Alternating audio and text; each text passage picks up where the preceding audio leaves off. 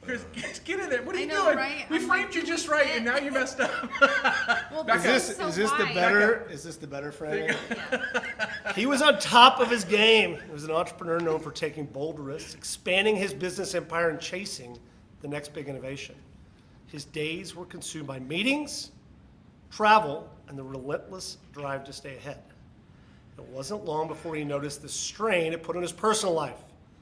He would miss dinners, special occasions, and even the simplest moments with his partner. The cracks were starting to show, but still the business kept growing, and the pressure kept mounting. Something had to give. Rather than let his relationship fall apart, he and his partner made a commitment. They decided to set clear boundaries, communicate openly, and prioritize each other, even as the business demanded more. It wasn't easy, but it worked.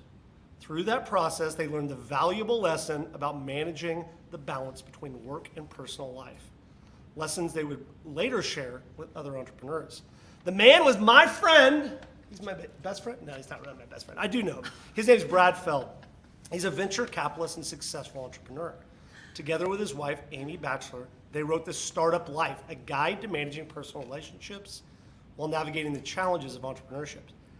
Today, in our first ever live podcast, we'll be discussing we were managing. live before. We've been live, but We're alive. that's true. But we've never met each other in person. Yeah. Chris, you're terrible at framing yourself on camera. Well, Get so- yourself in camera. I mean, I think, hold on. It just became better looking. Hold on. We are already off the rails and we haven't even done the bumper. Today, we'll be discussing managing personal relationships as a founder, inspired by the lessons from Startup Life. How can founders protect their most important relationships while building a business? How can we, all four of us, be on camera? How are people actually showing up at this event? I have no fucking idea. All that and more on today's How to Founder.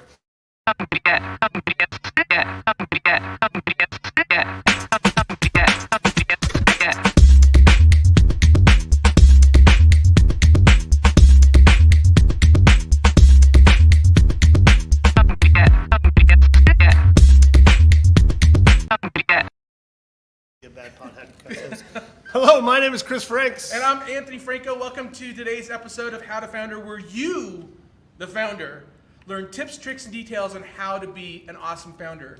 And to learn things that MBA professors and college professors like Chris refuse to teach you. Today, I have two great guests. Brad Feld, no, just kidding. That would be amazing. Matt and Amy Lowe. They're can I say power couple? Sure. A founder, an entrepreneurial founder. I'm okay with it. Okay, you're so Matt and Amy. I've known them for almost a decade now. I am so sorry. Yeah, I know. And been long. Matt is a serial entrepreneur, along with his wife Amy. They're running a med spa called Elevate Med Spa out of Louisville, and you're expanding. Correct. Yes. Thank you for being here. Thanks for having us. We're talking about personal relationships as a founder. Now, I will preface this by saying what you guys are doing is so unfair and so unrealistic for most founders. Most founders don't have Absolutely. like my wife doesn't want to Wait, have do you guys run the business together? Yeah. That is fucking insane. Yeah. We're unicorns. Yeah. More than one, actually. Yeah, more than one. And this, yeah, they've done it multiple times. So they're still together. I don't know if you noticed, they're still holding hands. Yeah. That's wow. You guys like each other too? Yeah. Love each Yeah. other. That's remarkable. So not fair. So Yeah. so Chris, let's open it up. What question do you have? Well, I mean, so thank you again. This is exciting. So let's just set this up. Our first ever live audience. Thank you guys for being here. We are matching. Yeah, there's 7 people in the room, which matches our entire viewership ever. I think it's actually surpassed. we have doubled our viewership in one shot. Right, exactly. We've just doubled it. We're going to call this exponential growth. Is what's happening right now. So it's Denver Startup Week. We're going to be doing this all week. It's a fun and kind of a new thing for us, new challenge for us to do this. So I do think, and this is a critically important conversation that we have. We kind of started talking about this on Friday or Thursday when we met last. It feels like it's a month ago, but it was only Thursday. the how incredibly stressful and lonely this job can be. And there is data that supports that all founders have a higher rate, depression, abuse of alcohol, abuse of drugs, but a higher rate of divorce and separation from long-term partners than the normal population.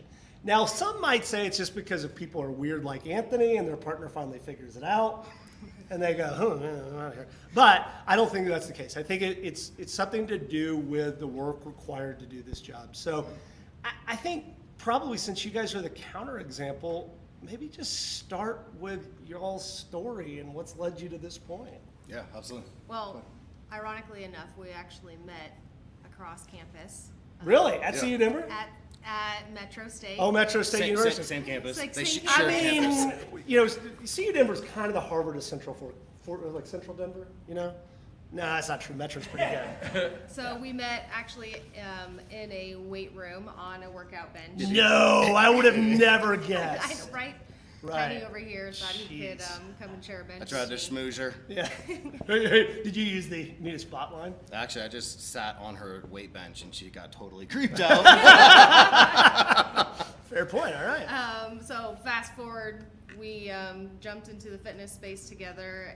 This one hired me as a fitness coach to come work for him and do group fitness, and yeah, I'll let you take it from there. And I was developing an early stage startup at the time called Lifestyle Social. And what we were doing was developing a platform for personal trainers and nutritionists to be able to aggregate data from wearable devices and spit out registered dietitian meal plans and optimize workout programs based on the daily activity feeds that were coming back, right? So instead of just giving you data points, we actually gave you proactive things that you could do to mitigate changes, right? And so we ended up raising the money Going through. raising Boomtown, funding how we and met. going through Boomtown. And I'm fast forwarding really, Yes, really very quick, good. right? So Yeah, like, good. ups and downs, ebbs and flows, but we'll kind of get into the heart and nuts of the conversation of how are we still married through all of this, because it wasn't always easy. We raised funding, went through Boomtown up in Boulder. That's where we met Anthony as one of our advisors. Things They were got to get better advisors. things don't were they? no man. It was That's it two. was. You have now 2 insults. you are. I mean, it's- you got your cap. We're already in. I don't even think it's man. 8:30. Yeah, it's not even 10 minutes in, and I haven't. Golly, that sucks. No, and so that's kind of the route that we went, and ultimately that startup didn't work out for us. Things kind of hit a real rocky patch, and we went through a really, really difficult time. We lost our funding, lost our startup. Frankly, at that time, we lost our entire house. What's the found? So I want to stop you there, Matt, Yeah. because I remember that time for you guys, and you guys were rock solid. Yeah. How? Communication. I think deep down, our startup at that point, remember, I skipped some areas. So like I had already gone through losing a startup years and years before that. Never thought it would happen again. Could happen again. Thought we were rock solid on everything we figured learned out. our lessons. You know, but in that when that one failed, I didn't as a startup founder entrepreneur understand how to build up the wall between my personal value and the value of what we were building. And because it was based off of my personal fitness experience, a lot of who I was as a man was built into that early startup. So when it failed, You talk about that a lot. I failed, Yeah. right? And I didn't, but I didn't set proper boundaries between what I was creating as a product and my intrinsic value as a human being and a man. And so that led to us getting very, very connected, because ultimately I went through a very deep, dark spiral. And I mean, I didn't get out of bed for almost 3 weeks. We lost literally everything. When I say like we had our bank account seized, you could have given me $9K and I'd still be short. And so, I mean, we lived off of top ramen and canned tuna for 41 days, but I'll tell you what, she could open a 5-star chef, like with canned tuna and top ramen, man. She came, I mean, every way imaginable, she figured out how to make it. But at the deep, dark, depressive time, she finally just walked into the room one day, ripped the sheets back, threw a laptop on me and said, "Figure it out." And I said, "Figure what out?" She's like, "You got to figure out how to build this all again." And so having somebody in your corner that can believe in you when I didn't even believe in myself was a key critical thing. And as a startup world, as you already said, it's a very lonely, extremely lonely world to live in.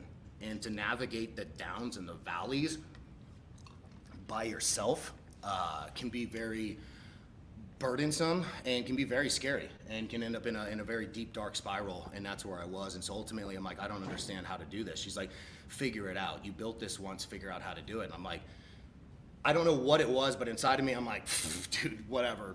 Appease her, give some kind of effort, and maybe something will come of it. And I was like, well, I got to get a job. She goes, don't worry about that. She goes, I'll work. She ended up working 3 jobs, 80 plus hours a week, so that I could rebuild this dream. And so you fast forward to where we're at now.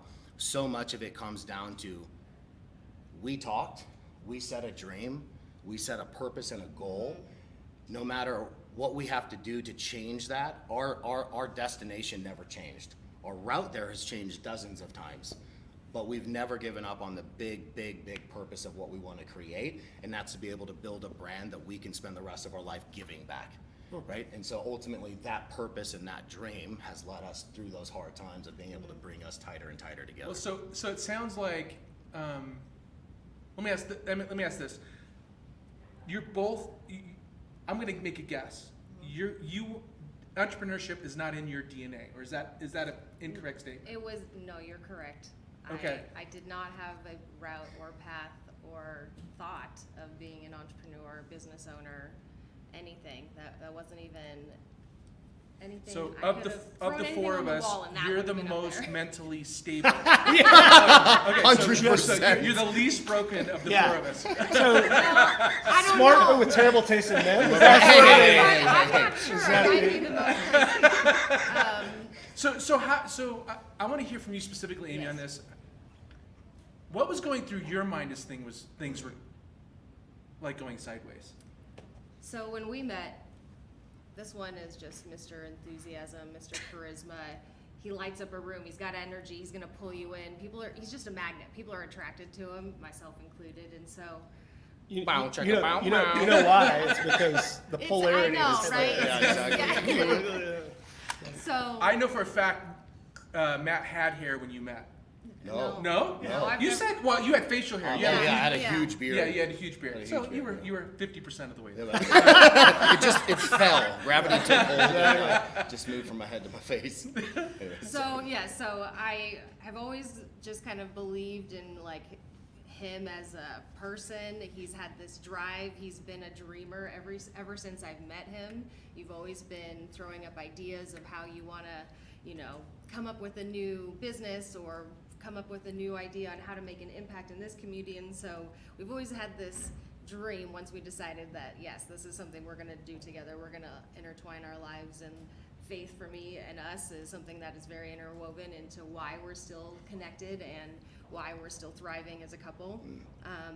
But I've always believed in him, and so I know that he's got talents and gifts that supersede what I'm not capable of, but maybe I'm not leading. I'm very capable of supporting and following behind and learning as we go, but I see his leadership and I see the role that he can be and the impact he can make, and so I've always thought if I can take the weight off your shoulders and still help project you forward to where we're both going, at some point I expect that not that I'm gonna kick my feet up, but I'm like, it would be nice to take a little break and have somebody else do the driving force from a different perspective. And we're at that point where you finally flip the script. I'm no longer working multiple jobs because I have to. I'm working multiple businesses because we're business owners. So that growth has been totally worth the time spent. It's way cooler if you guys ask questions. Because we can just ask questions all the time. I mean, I know, you guys, the divorces in your background. I mean, it's devastating.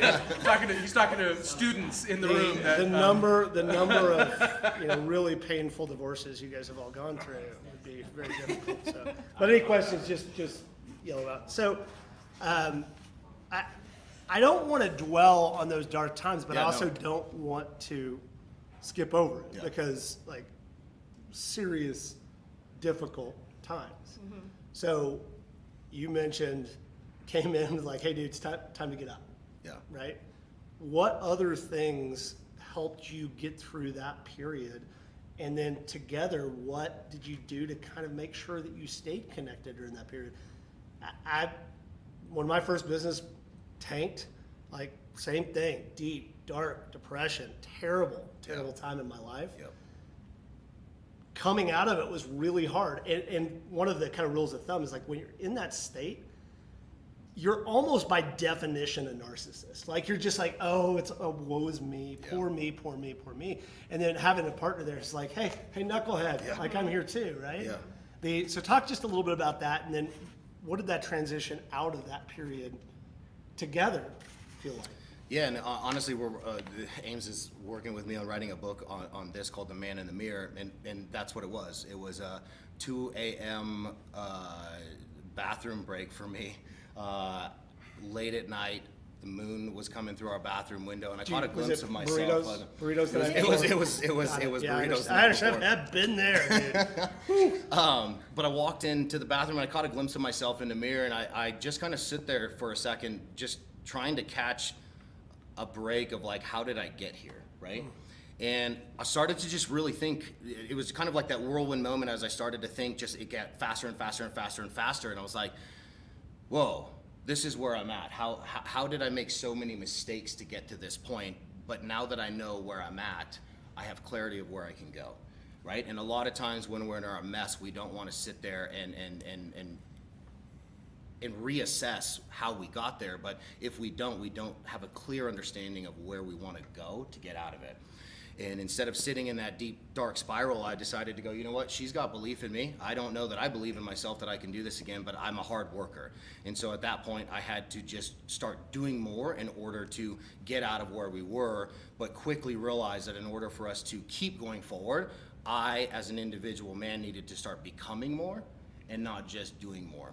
And I think in our society, as we get challenged in different areas of our life, we think that we just do more, and we will inevitably get more. And I think that that's a fallacy of growth. It is a fucking epidemic in this community. Yeah, Like absolutely. we the hustle porn, we have to work. Yep. It's like, oh, bro, you didn't fucking work 80 hours this week. Right. Like, Yeah. You know, it's No, you don't need to work 80 hours a week, but you need to find a spouse that's willing to do it. That's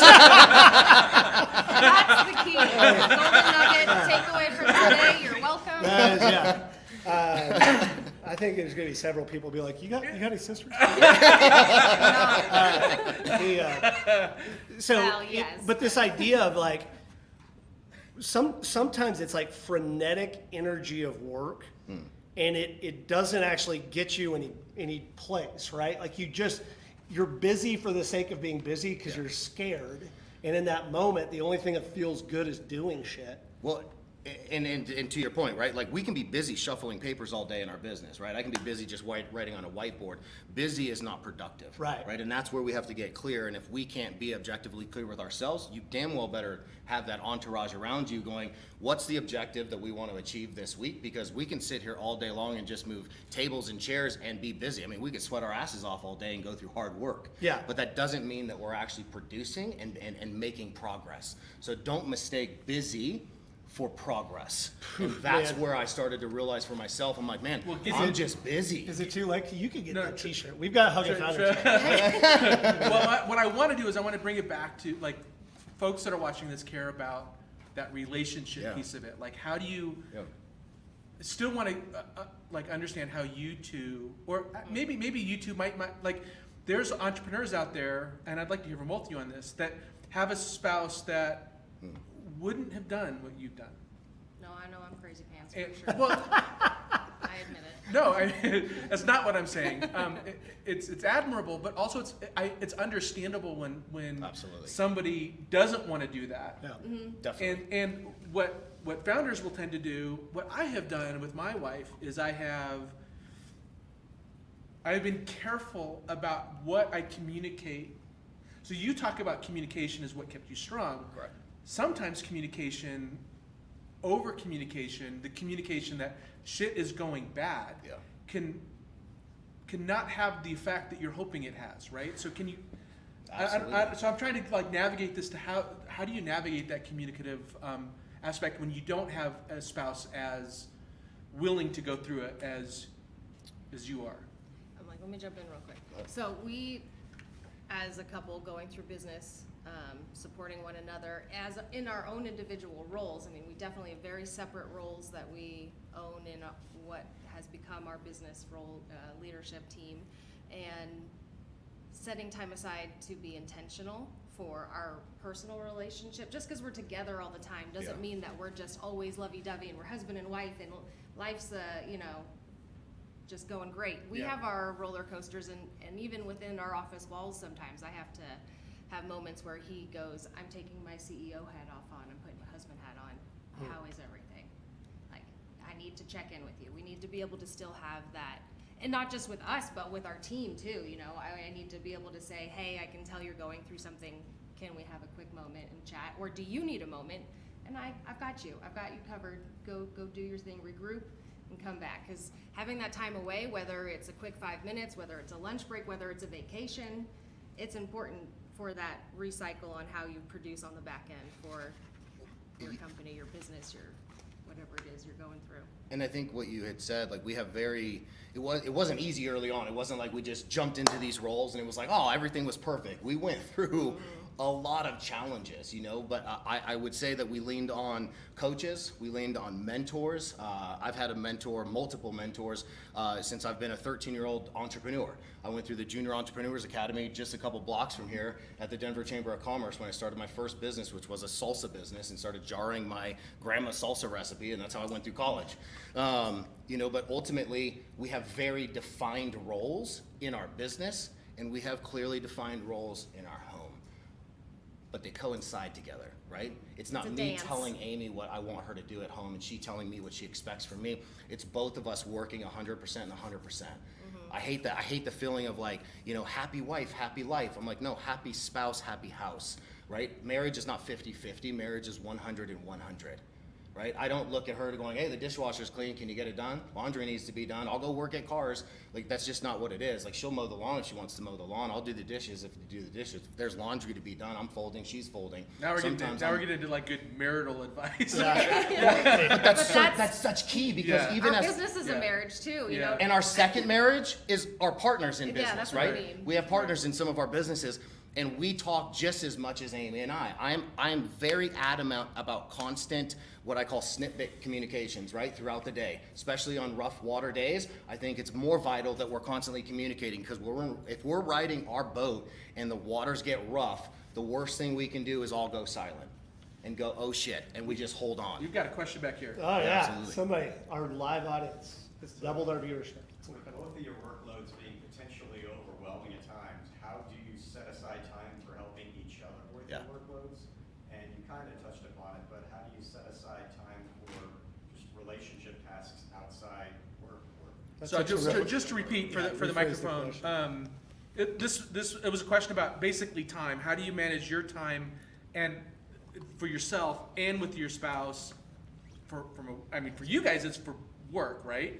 And you now have to manage time. You have the chore of managing time outside of work with each other. Yeah, so I think for us, it wasn't easy, and it didn't come natural early on. It was something that we worked very adamantly but intentionally on. And so we set together a goal. Hey, every week, every 30 days, we're gonna set a 30-day time prioritized map, right? We have prioritized date night every single Wednesday. So we leave our office at 6 p.m. We typically go to the gun range, shoot for an hour, and then we go eat dinner. That's what she likes to do. Fuck yeah, man. I'm not complaining. It's fun, and then Sundays is an adamant no work day. Look, there's seasons where Sunday's not an option. We're working 7 days a week. When the fire's hot, we're throwing coal, right? But it's like, we can only do that now, we know, for 3 weeks max. And then we have to have at least a 3-day break, and then we can go back to a 6-day work week if we want to. Now, when I say 6-day work week, that doesn't mean that I'm in my office slaving, right? There's multiple roles that we wear as founders, and she wears multiple hats, I wear multiple hats. They don't all have to suck, right? And so early on, I would say most of the hats kind of sucked. But as we build our team, we can kind of start to, again, delegate what is my non-strength to somebody new on our team who has that as their strength, right? I don't believe that we have weaknesses. We just have strengths and non-strengths. I don't want to focus on my non-strengths. I know what I do well. I know what she does well. She knows what she does well, and I know what she does well.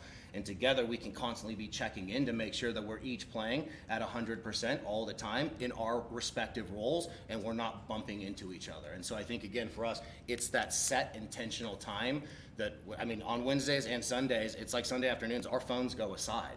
Like we have to be in that role, and that's not easy to do as a founder that lives on their phone, right? But it's those reflection times that allow us to reassess and reevaluate the week and what worked, what didn't work, and then reassess going into that following week. And so every Friday for us is kind of that reset and reassessment. I call it our 3 R's: rest, review, refine, repeat. She adds 4R, rest, right? So we're always reviewing our week. We're refining our week from what worked, what didn't work, maybe from a scheduling standpoint. Hey, we had this cluster over here, and then we repeat it the following week, right? And then we rest on our Sundays. And so that's a system that we've thrown into everything that we do, and we teach our team to do as well, because again, we're huge on personal growth. The more that we can incentivize our team to keep growing and growing and growing, the more intrinsic value we know that every single month and year they're going to continue to bring to our team. So let's just recap to where we are now, and then, because this is exactly what I think that we want to get And to. I've got a question, a follow-up So, question on that too. first thing is that setting an intention and really making sure that your goals are aligned about what it is that you want to achieve from both your family and your business are aligned. Then moving into tactically setting aside time weekly to go for dates, setting aside time for rest, being very intentional about that time and saying, we're going to set our phones aside, we're going to set our computers aside, we're going to set these things aside to make sure that in the moment we're actually paying attention to each other and focusing on the relationship. I Right? got one more piece Yeah, to add in there please. that we're very intentional Yeah, about. please. Exercise. Oh, I thought you were going to say Yeah. sex. Yeah. I was like, whoa, where's she going with that? I mean, God, that kind of it's thing's the exercise. first. This is the first time it's gotten a little bit like, spicy. Yeah. Getting hot and cold. Hey, Yes. please, we have high school kids. I don't even think you can say the word sex. God, sorry. I know you guys. I know, they're crying. They're crying right now. The high school kids. I'm crying. No, but exercise is huge for us. Which I think you're getting to is another piece, which is managing your personal mental health as well. Absolutely. Yeah. Can Right. I tell you what we Yeah, call please. it? Our Trinity of Wellness. Trinity of Wellness, got it. Body, mind, spirit. Yeah. So for us, again, faith is very important. Mind is going to be what are we feeding our mind? What are we reading? And then body, exercise, nutrition, that full wheel for us is very important. You can't have a triangle. It's not going to stay balanced. I'm like, I should probably face camera if it doesn't rotate, without all three sides. So Got you it. got to have that balance. So the practical advice here, setting the same goal, because it feels very much similar to what we would do in a business, right? Like, so we're trying to say, hey, here's our goal, this is what we're trying to achieve. Here's sort of our how, here are our values associated, here's how we're gonna make decisions. And then tactically having a plan to go out and execute that weekly. Absolutely. And then noticing when you drift from that plan and say, hey guys, 3 weeks in a row here, we haven't rested on a Sunday. So if you're not exercising, not getting rest, like you're getting into the red as far as your own personal mental health, and you guys might be a little bit more, there might be more friction. Yeah. So as we're kind of moving into summarizing and moving to this next step, what advice would you give to founders, entrepreneurs to create this same structure? Tactically, how did you guys sit down, come up with the same values, all that sort of stuff? Like, what are some of your high-level takeaways for any founder that Specifically has? about spouse, not founder. Like your co-founders and spouse. Like talk about Yeah. that spouse. Yeah, that's a good Yeah. point, because very few people actually have the ability to do businesses together. Yeah. I would be divorced in 14 and a half seconds if Jess had to work for me. There's no fucking way. That's what, I mean, I could work for her. But yeah, anyway, so yeah, Different. specifically about that. And any other experience you've had, you mentioned Yeah. you work with other founders too. Yeah. Go ahead. So again, That was so cute. for the last Oh my God. Oh, no, you go. We planned that. For the Anthony and I last, never do that. We're like, fuck you, I want to talk. For the last decade, coaching and developing leaders has been a part of our culture. So Amy and I are both executive leadership coaches with the John Maxwell organization. So we speak, teach, and coach on executive leadership. And so being able to go in and work from startup teams all the way up to Fortune 5,000 companies has been really, really, really fun. And so the challenges that we've faced with the different founders and executive teams that we've worked with over the decade, we have an amazing curriculum writing team, and so we've created this library of what we call our action planners and action guides. So every time that we would face a challenge with a new founder or company that we were working with, I always take challenges as like that. I seek that out in our companies. My job as CEO is to find challenges and immediately address and figure out solutions. So if I don't have challenges being faced, I start to actually freak out because I'm like, oh God, where's the iceberg? You know, and so I'm like, I'm seeking out all of the issues constantly so that we can be proactive, right? Or worse yet, do what I did, which is when things were working too well, I just fucking break stuff because I was like, On oh, purpose. Yeah, exactly. I do that too. But how we became intentional. Tools. So we created those resources and tools, and so we've got action planners and guides, and so each of those things now we've got a library of 175 different planners, and each of those address a different challenge. Well, let's be honest, 80% of all of the challenges that we're gonna face regardless are gonna be probably pretty close to the same thing besides your last little 20% nuance that makes your startup or product unique to the next one, right? But from operations, time management, prioritization, time blocking, communication, team building, setting aside, planners for couples to actually sit down and go through a 14-page planner, and people are like, oh my God, 14 pages? I'm like, it's your life plan. Yeah, right. And you wonder why Yeah. your shit's all over the place. Yeah. Like, you haven't even sat down to put a one-pager together. You haven't put an executive summary together with your spouse, but you'll do it for your business to go get funding. It is a bizarre thing that if I ask Man, founders, that is a really good point. like, yeah, but if Yeah. I It doesn't make sense It's a to me. really good like, point. hey, do you have a mission, vision, structure for your company? Everybody's like, fuck yeah. I was like, hey, do you have one for your family? Be like, Yeah. no, I'm not a psychopath like him. Yeah. I mean, that's like But it's Yeah. so I'm crazy. such a crappy husband. No, like, but these are what we call those blind spots, right? And we all have them, and most of us do not see them unless we're working with a mentor or a coach that has that third-party view, right? Unless you're skilled enough to be able to sit down and really reflect openly and honestly about your fuck-ups every week, which we do pretty well together. Thank gosh. But we don't focus on that. We don't sit here and bash each other like, hey, this week you really screwed up on this. You Yeah. really fell short and you didn't come through with your project. Like that, we just don't do that. Like that, there's nothing positive. It breeds nothing positive to move us forward. It's a time to reset and recourse, right? And obviously, things get missed, timelines don't get hit. The goal is to maintain a smooth, steady course regardless of what that looks like so that our business can keep thriving and moving forward. But if we don't take that time to reassess where we need to pivot based on, goals accomplished or productivity, then we can't make sure that we're on that same trajectory, same path. Because maybe he's all of a sudden going back like, oh, I need to focus my time over here, and I've already started going this direction, and now we're no longer going. You only need to be 1 degree off from your destination over the course of a couple days to end up in a vastly different landscape. yeah. So if we're not constantly checking in every day and we start to navigate just 1 degree off in our marriage like this, where do you think 1 week, 1 month, 1 year, 10 years gets our marriage? Compounds fast. Yeah. Right? If we're not intentionally working on it, it's not just getting better. It's falling freaking apart. So, one more. Let's get. Hey, talk to me, man. So this Way better than our question questions. is apropos of Denver Startup Week. Do y'all participate in entrepreneurship social events together? If so, what does that look like? And if not, how do you try to maintain a social life outside work? Let's Yeah. repeat. So to restate, Yeah. you guys do entrepreneurial events together, and then This counts. yeah. Yes, This- absolutely. this This is totally the counts. first. This is the first time they. So yes. They're so yes, and then tell me pros and cons, pluses, deltas, things like that. We have, like, when we go into specific events, we always like to know what we're attending, right? If it's a local chamber of commerce, typically we'll stick together. We do consider ourselves a power couple. That is the uniqueness we bring to the startups that we end up becoming partners in. Typically, it starts with a consulting gig where we go in to consult, and quickly they go, can you please run this company? And we're like, no, we've got 7 already.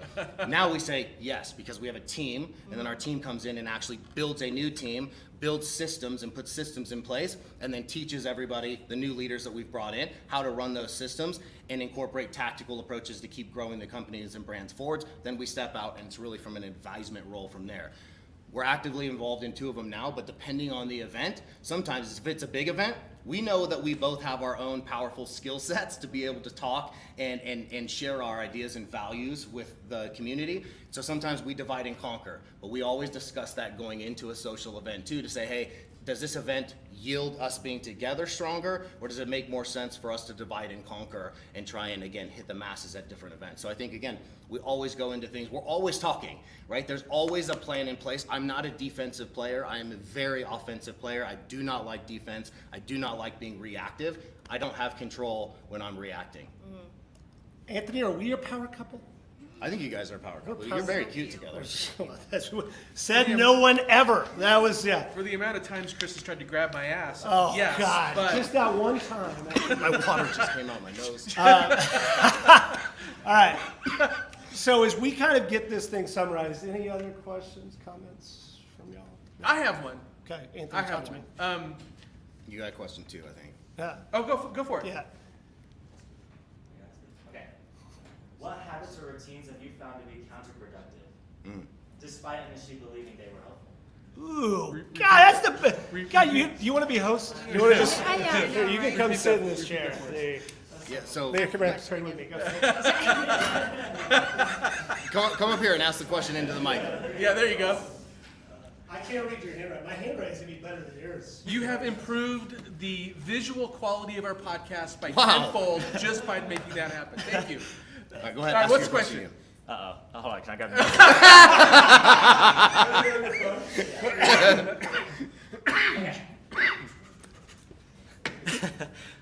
Okay. So, what habits or routines have you found to be counterproductive, despite initially thinking they were helpful? I can tell you one example off the top of my Okay. head. So in my wheelhouse of responsibilities, marketing, social media, branding is very much something I oversee. So as a young entrepreneur startup trying to limit resources or cost expenses going out the door, tools for branding like Canva or Adobe, they're amazing tools. They can also be a time warp if you get stuck in there, because it's fun and you're creative, which is awesome. That's what you need to be in a creative headspace to Yep. do any of those things. But setting time windows is something that I would say would be a crucial takeaway as a start. And then from there, growing into oversight to just delegating, this is what I need to have created so that I'm no longer taking my time that I can be used elsewhere. So. Yeah, delegation has been a big conversation for us lately, because we've got 2 of the companies right now that we're working with that are growing very rapidly, like 100+% every single year. And so for me, in that same question, I got caught up in that fallacy that if I do more, then I produce more, right? But there's a point in working on your project, depending on what you're working with, where we hit this like mental note of like, just putting in hours, sometimes I'm just staring at the computer going, what am I doing? Like, I need to disconnect, shut it off, go get a rest, go take a nap, go for an exercise or something. And so for me, learning the hard way, it was again like, when I started realizing that, okay, doing more is not actually getting me or yielding me what we wanted, becoming more was, right? I was trying to get further with the same knowledge that I had. That doesn't work. So the only way for us to become more is for me to read more books, to take more classes, get more certifications, study with more experts, hire more mentors, so that we could expedite our learning process, right? And so what would we do when we would hit hinge pins, instead of just trying to man it out and being like, okay, I can do it, no matter how much dirt we were shoveling, the mudslide kept coming, right? And it's like, oh wait, I can hire this guy over here who has a backhoe, right? Like, think smarter, not harder. Right? Work smarter, not harder. And so He has multiple questions. Do you want to ask the host the question?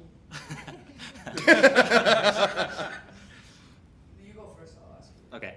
So, encounter distractions, how do you determine whether they are a necessary mental break or a hindrance to your productivity? I think that goes back to what our objective is for that moment, right? We have, again, we're very big on making sure that every single week we have a clear objective, but then we have projects and we have tasks, right? Project is the big picture, tasks are what we have typically every single day. Every single person on our team has tasks and projects. So making sure that what I'm working on is actually getting me closer to knocking out that task or that project, that gets us closer to the objective of what we're trying to move forward in, right? Depending on where we're at with the companies that we're working with. Sweet, fantastic. Yeah. Dax, round of applause. Thank you. Our new host, tell me your question before transition. I'm honored. Connecting to the points that you made right now, I remember like in the middle of the podcast you said that there's sometimes when you're just working pointlessly without like having a goal, and that there's a difference between just working and being productive. I was wondering how you structure when like what tasks need to be done to be more productive, whether that's just working. What a phenomenally good question. I'll just restate. How do you prioritize the endless task list to make sure you're actually making progress versus spinning your wheels? I call it prioritizing your priorities, right? In a startup world, especially as a CEO, everything seems to be a priority all the time. I have to make sure that we as an ownership team have very clear understandings and parallel understandings of what we're trying to achieve. That helps me make sure that I have clarity in the projects and the tasks that we're working on. Look, sometimes we kind of have the 80-20 rule, right? And 20% of that time is sometimes we're like, this might be flexible tasks and projects, right? Things that may need to move forward, might need to be expedited. Those things flow. Typically 80% of what we're working on is set towards a specific task or project that we're trying to achieve. And so again, always going back to what is that target that you're trying to focus on, that always gives me clarity on, am I working on what I'm supposed to be working on? I think also what tools you're using to help keep you organized and on track are What very tool do you use? essential. Get tactical. Granular. We use ClickUp. So we use ClickUp for Love all it! of our project Like- management. My favorite. It's my external brain. I fucking love that program. Well, So we use- that's one option of what we use, but we also have our own internal Sales Magnet 360, which is our system. Own internal CRM, so it does everything from, you know, our inbound funnels. So every product or service that we offer has a funnel, because I believe that every product or service should be marketed towards a specific journey or person, right? And whether they're buying a water bottle or buying a service, there's a journey that buyer should be going through, right? And for us, it's not just about buying a product, it's about buying into the community of our brand, right? All of our brands that we're a part of have a community component, and that's critical for us. So let's get out of here. Oh, so we got one more. Is it fast? Yeah, you bet. Company values are like really important. How would you find those company values, and how would you ensure that you're always looking through that like disciplinary lens? Company values are important, but I'm going to flip this as well and just broaden it just based on the conversation, which is, what are your family's values and how have they related back to company values as well? I don't think we can answer this question without starting with faith. It starts there. As a business owner, very early on in our startup career, we were kind of told to steer away from kind of sharing what is our faith belief, and we shouldn't talk about that in the business world. And as we matured and grew into our own confidence, we've decided to say to hell with that. I'm very proud to be a Christian. I'm very proud to show my faith in my business, and I have no apologies for it. So I think if you're true to who you are, and that comes from both of our families independently. We both grew up in our own faith in our homes, and that was something that we communicated early on, and then it comes from there, you know. But go ahead. Yeah, and so I think again, like what guides your values will guide your business. And I think like in business, we as CEOs and those that are running it, we have a fiduciary responsibility to always make decisions for the greater good of our companies, right?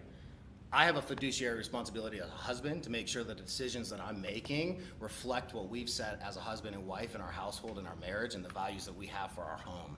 And that same thing correlates into our business. We've exited companies because of lack of morals and values with business partners. Do not be afraid to do that. The second you negate your values, that's a very, very, very, very dangerous route that you take as a person. And so I just say, put it in the ground, draw your line, and don't be afraid to stand your ground. We live in a world that wants to push back. Push back. Yeah. Damn right, push back. They're pushing. Push back on them. And stand up for what you have as values for your product, your company, and what you stand for. I got a little intimidated. Six started flexing. It was like, ah! I was like, God. All right, so I'm going to summarize just real quick, and let's get out of this episode, which is, so really some of the advice that you've given. Make sure that you're aligned on your overall vision, where you guys want to go as a couple.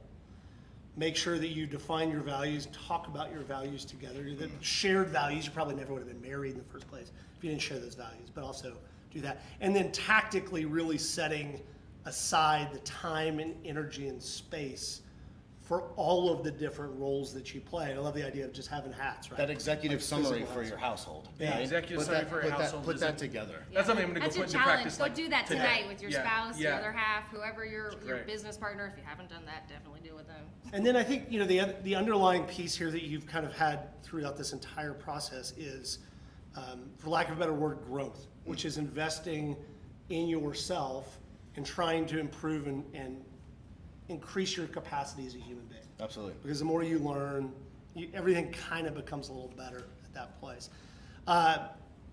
Before we get out, last piece of advice for anybody that's in a relationship right now that's struggling because one of them is a founder, maybe the other is not. What advice would you give? Become intentional about sitting down, communicating, articulating what that vision, what that goal is, and how far you are both willing to go, right? You need to understand each other's boundaries and how far and how willing she is to support me. Because had she not worked those 3 jobs, I would have been okay. I couldn't have put all my time in. I would have had to navigate building a startup and getting a job, and that's most of us, right? And so get clear on that, because that's right off the bat, it's like, that's what I got to go do. And so I think like the clearer you can get on that, the better. What is this communication? Failure to communicate. Communicate. Yeah. All right, super interesting conversation. Anthony. Oh, tomorrow. Well, where to follow us? So everybody in the room has to follow us right now on LinkedIn.com/company He's going to /HowToFounder. He's going to be there on the way out. You can also follow us on YouTube.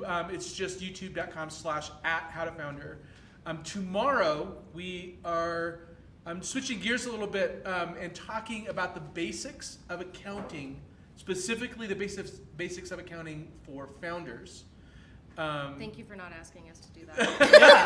That's, Not our skill set. And we have another. I mean, if you Not guys mine. are insomniacs, like, No, I'm actually looking No, forward I to think it. it's gonna be great. And It's we actually have important. another great guest, Richard, and I can't pronounce his last name, so he'll do that for me tomorrow. He's from Bennett Thrasher, which is a local SMB and larger accounting firm. So It's really just like, look I forward like the theme of this week is that things that you can fuck up that would destroy, like, you could fuck up your marriage doing this. Like, oh, accounting is definitely one of those things you could fuck to it. Well, up. how is our podcast not about things you can fuck up? That's pretty much, we should change the name. Yeah. Things that you could fuck up in your business. There are things we have fucked up. Yeah, that's pretty much it. The, All right, with that, everybody, thank you so much for joining us live. Thank you for the studio audience, and we'll see you tomorrow. yeah, yeah. Thank you. Yeah.